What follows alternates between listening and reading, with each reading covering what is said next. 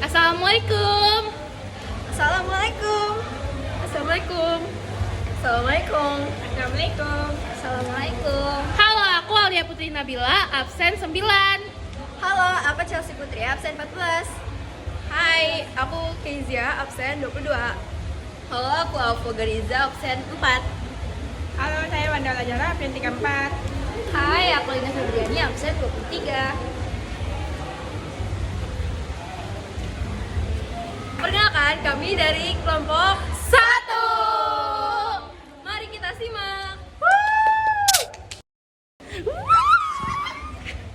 Hai. Jadi hari ini kita mau ngebahas tentang Isu-isu nepotisme yang baru aja terjadi setahun belakangan ini ya. Tahun ini. Awal banget. Jadi hari ini kita pengen ngebahas tentang isu pencalonan Gibran Rakabuming Raka sebagai cawapres pemilu 2024. Yes, betul. Kata ini Prof. Ridwan mengatakan secara umum itu tidak sah. Kenapa tuh? Tahu nggak? Betul. Karena menggunakan peraturan KPU nomor 19 2023 tentang calon presiden dan wakil presiden, itu peraturannya itu minimal banget, paling rendah itu 40 tahun. 40 tahun, guys. Nah, tapi si Gibran ini belum genap 40 tahun, Wel. Alias masih 39 lah. Di bawah. Oke. Nah, tapi ya yang anehnya itu, guys, beberapa hari kemudian atau kayak Ada keluarlah peraturan baru, yaitu peraturan KPU nomor 23 tahun 2023 tentang peraturan yang baru nih, peraturan Iya, presiden yang baru. perubahan atas peraturan pencalonan Presiden. peserta pemilu presiden dan wakil presiden. Itu kayak agak aneh gitu nggak sih? Apa tuh? Sampai dapat julukan tahu. Apa tuh? Nanti kita akan bahas. Oke.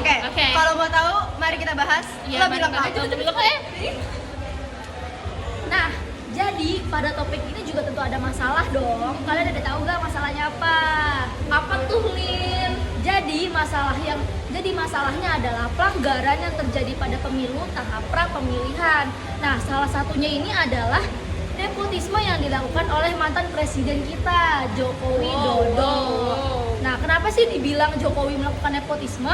Dikarenakan Jokowi ini tuh berupaya untuk memuluskan langkah Gibran Rakabuming selaku anaknya untuk memenangkan Pilpres. Bener. Nah, Terus? kamu tahu gak kenapa? Karena hal ini tuh Gibran dijuluki sebagai apa? Apa? Nggak tahu. Nah, karena hal ini Gibran dijuluki sebagai Nepo Baby.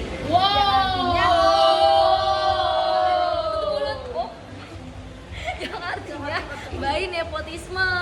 Nah, bayi Nepo Baby ini memiliki arti penggunaan kekuasaan yang tidak adil untuk mendapatkan pekerjaan atau keuntungan lain bagi keluarga atau teman. Gitu, Bang. Gitu, Bang Lin. Oke, mungkin biar teman-teman makin tahu juga dan ngerti sama kasus yang lagi kita bahas nih. Jadi kenapa sih kita dari tadi bahas kalau kasus itu tuh termasuk kasus nepotisme gitu, kayak gimana enggak? Bahkan kasus ini juga udah ada banyak fakta dan data yang bahkan terdapat pelanggar-pelanggar yang udah ditetapkan sebagai tersangka gitu. Siapa lagi maksudnya kayak teman-teman juga kalau matengin berita juga tahu siapa-siapa aja yang terlibat dalam pelanggaran ini gitu. Jadi saat menjelang pemilu 2024 nih ada dua pejabat pimpinan lembaga negara yang menjadi tersangka pelanggaran kode etik, yaitu Bapak Anwar Usman selaku mantan ketua Mahkamah Konstitusi dan juga Bapak Hashim Asyari selaku mantan ketua KPU, yang mana usut nih ternyata pelanggaran ini juga menyangkut sama orang ataupun Bapak wakil presiden kita pada saat sekarang ini. Siapa lagi kalau bukan Gibran Rakabuming. Ya, gitu ya. Terus biar kita lebih ngerti juga kenapa kedua orang tersebut jadi tersangka gitu. Jadi nih kita mungkin bahas dari Bapak Anwar Usman dulu nih, yang mana mantan pimpinan MK pada masa itu. Yang mana tuh ternyata Bapak Anwar Usman semulanya menolak mengikuti RPH gugatan nomor 29, 51 dan 55 karena dia nih udah mikir kayaknya nggak bagus deh kayak gitu, kayak dia pengen ngehindarin yang namanya konflik kepentingan. Namun sikap Bapak Anwar ini berubah seiring berjalannya hari gitu, kayak awalnya dia nggak mau, terus tiba-tiba kayak berubah lagi pikirannya, yang mana membuat anak dari Presiden Joko Widodo ataupun Jokowi pada saat itu, yaitu Gibran Rakabuming, yang sempat awalnya terhalau oleh usia kala digadang jadi pendamping Prabowo Subianto, jadi bisa melenggang mulus setelah aturan baru tersebut diketuk oleh MK, yaitu oleh Anwar Usman, yang mana ternyata usut punya usut merupakan paman dari Gibran itu sendiri. Adil dong. Gimana, kayak apa tadi namanya istilahnya? Nepo baby. Nepo baby. Nepo baby. Makanya nih gara-gara itu si Anwar Usman ini jadi disebut-sebut punya andil juga dalam pelanggaran kasus ini. Terus kita masuk ke orang kedua nih, si Hasyim Asyari selaku mantan ketua KPU pada masa itu. Ternyata dinilai juga telah melanggar kode etik dan pedoman perilaku penyelenggara pemilu, yang mana keputusan tersebut membuat KPU yang dilaporkan oleh sejumlah pihak karena diduga melakukan pembiaran terhadap Gibran untuk mengikuti proses pencalonan sebagai kandidat wakil presiden tanpa mematuhi peraturan KPU nomor 19 tahun 2023 tentang pencalonan peserta pemilu presiden dan wakil presiden.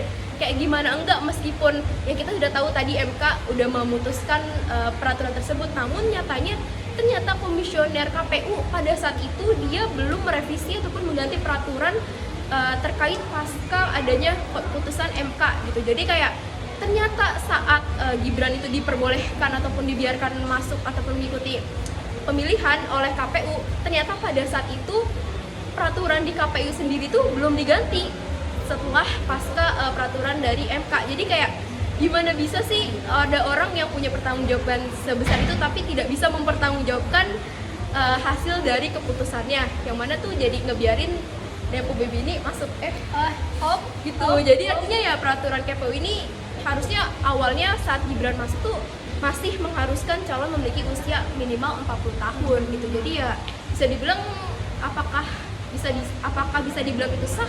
Ya kita balik lagi kepada penonton yang lagi nonton video ini sekarang. Oke. Aduh, terus apa lagi nih Helen? Kita bahas Apalagi nih? apa lagi? Minggir. Lanjut. Peraturan yang dilanggar. Yang pertama itu Undang-Undang Nomor 1 Tahun 1446 Pasal 55 melanggar etika dan norma-norma dalam penyelenggaraan pemerintahan. Yang kedua, Peraturan Pemerintah 053/2010 melanggar larangan penerimaan dan hadiah gratifikasi. Yang ketiga, Kode Etik PNS Pemerintah, Peraturan Pemerintah No. 42 Tahun 2004 melanggar etika dan perilaku PNS. Wow, udah banyak banget pelanggaran-pelanggaran yang mereka lakukan kan guys. Nah, kira-kira solusinya tuh apa sih? Kelompok kita udah dapet 3 solusi. Yang pertama, KPU bisa dibawa ke DKPP jika keputusan mereka dalam menerima pendaftaran Gibran sebagai cawapres 2024 dianggap melanggar kode etik penyelenggaraan pemilu yang diatur dalam peraturan DKPP nomor 2 tahun 2017 sesuai dalam pasal 11 huruf A dan C. Yang kedua, yaitu pemilu 2024 dianggap sah dengan memperhatikan peraturan KPU nomor 23 tahun 2023 jika peraturan tersebut sudah disahkan. Nah, yang terakhir, jika terdapat keputusan yang merugikan pihak lain, maka pihak tersebut dapat mengajukan gugatan ke Mahkamah Konstitusi dan lembaga hukum lainnya untuk menguji keabsahan pencalonan Gibran berdasarkan perubahan peraturan dan prinsip hukum yang berlaku. Nah, kira-kira itu solusi yang dapat kita terapkan dalam kasus tersebut.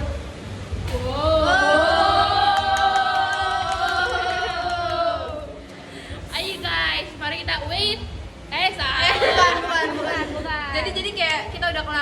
Jadi sekarang kita harus Slogan